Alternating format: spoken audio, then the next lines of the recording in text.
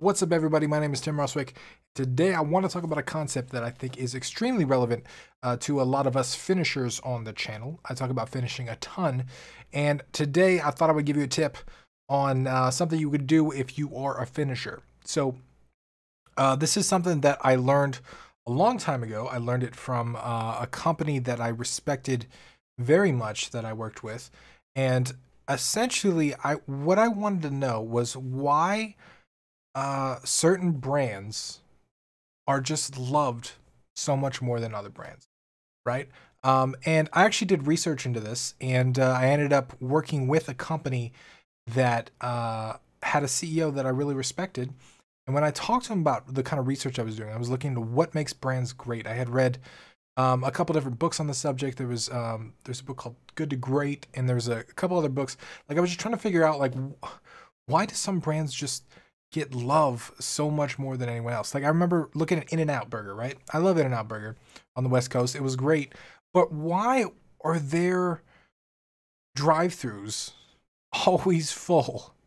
Always full. It's like they go around the block, they block roads and stuff.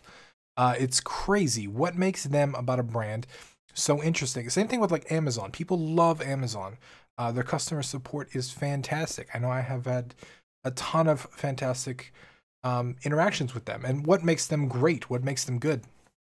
And what I realized in my research and talking to this company, working with this company, talking to the CEO, was that a lot of the great companies don't stop their marketing after the sale.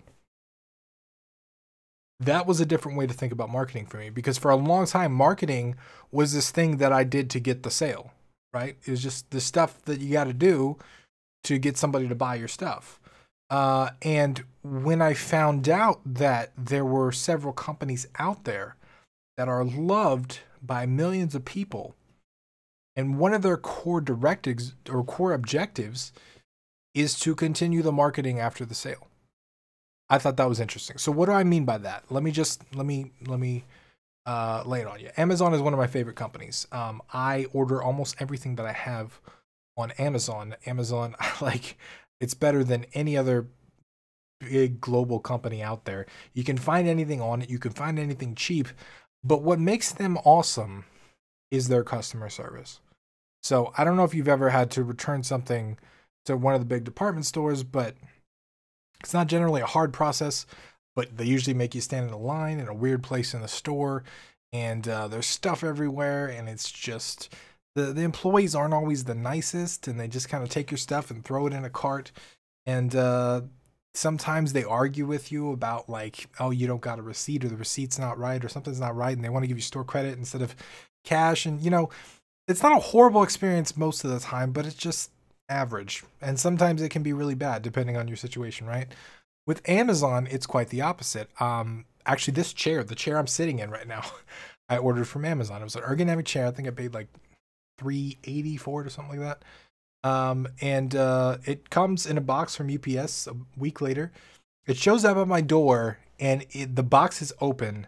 Parts are sticking out of it, and I'm concerned, because I'm like, I know I haven't put this together yet, but, like, you know, parts could be missing, or like something's going on. So what I did is I took a picture of the box, and I literally just opened up a chat window to Amazon. And I said, this is how my package arrived. I'm concerned it's missing parts. I don't know what to do. Like, I realized, like, you know, it's probably going to be a pain to send it back or something, because I know it's expensive to ship big boxes of stuff. But, you know, like, do you have any solutions? And literally within 5 minutes, the Amazon rep had refunded me all of my money, all of the money, and told me to keep the box because it'd be too expensive to ship it back. So I basically got a free expensive chair because something went wrong. And Amazon continually has fantastic customer service. And I think their customer service falls into their marketing, because guess what?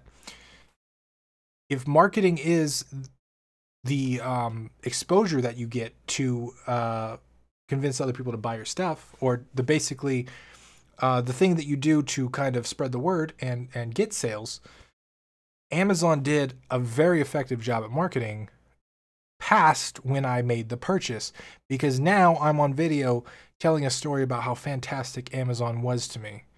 You see what I'm saying?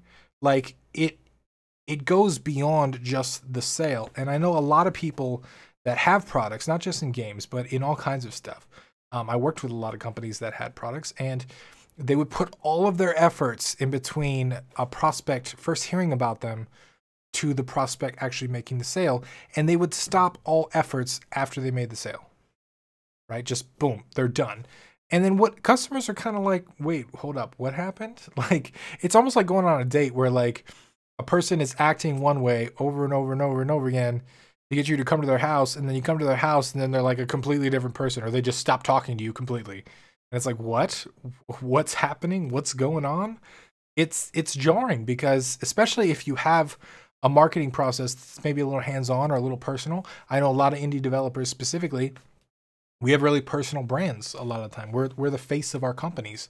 So it's a little jarring for people when things happen and like your marketing stops, right? Like if I made a bunch of videos saying, hey guys, buy my game, buy my game, buy my game, and then you bought my game and then you just never heard anything from me again, you'd be kind of creeped out. You'd be like, wait, what? Hold on. Tim, where'd you go? What happened? It would be weird, right? So my message to you is that whatever you're selling, even if it's a game or software or whatever, continue your marketing efforts after the sale.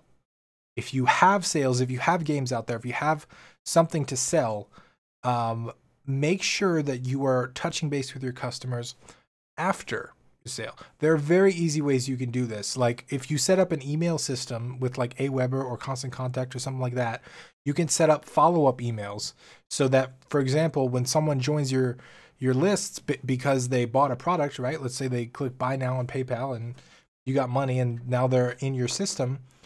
You can set up a thing to go out 3 days later and say, hey, just checking on, you got your product. I want to see how you're doing. How is it? Is there anything wrong? You know, a little thing like that can go a long way, because maybe somebody did have an issue and they were kind of upset, but they weren't upset enough to message you. You would have lost that future sale forever. You would have lost any word of mouth marketing you would have got out of that person.